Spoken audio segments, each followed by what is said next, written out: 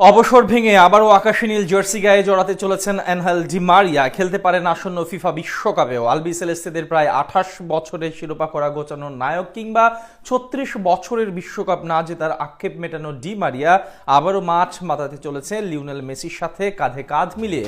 Argentine ফুটবলের অন্যতম মহানায়ক এলফিদিও খ্যাত অ্যাঞ্জেল ডি মারিয়া 2024 সালে আন্তর্জাতিক ফুটবলকে বিদায় জানালেও তাকে নিয়ে আলোচনা যেন থামছেই না।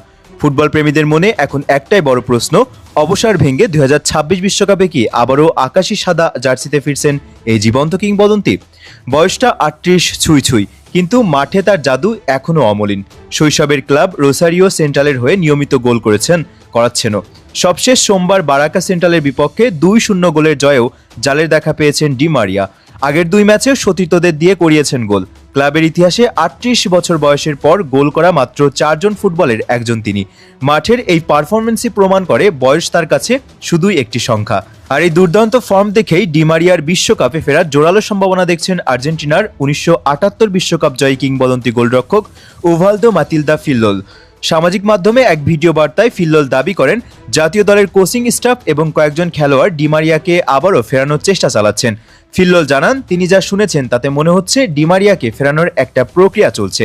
বর্তমান পারফরমেন্স দেখলে কোনো সন্দেহ নেই যে সে এখন সর্বোচ্চ পর্যায়ে খেলার জন্য পুরোপুরি প্রস্তুত, আর তাই তাকে আগামী বিশ্বকাপে খেলতে রাজি করানো সম্ভব বলেই বিশ্বাস করেন এই কিংবদন্তি।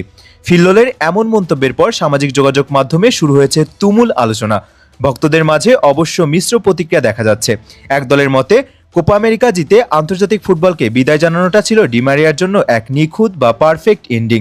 তবে অন্য বড় একটি অংশ চান 2026 সালের ট্রফি ধরে রাখার মিশনে লিওনেল মেসির পাশে আবারও দেখা যাক তার এই পরম বন্ধুকে। অবসর ভেঙে ফেরার বিষয়ে এখনও কোনো আনুষ্ঠানিক সিদ্ধান্ত আসেনি ডি মারিয়ার পক্ষ থেকে।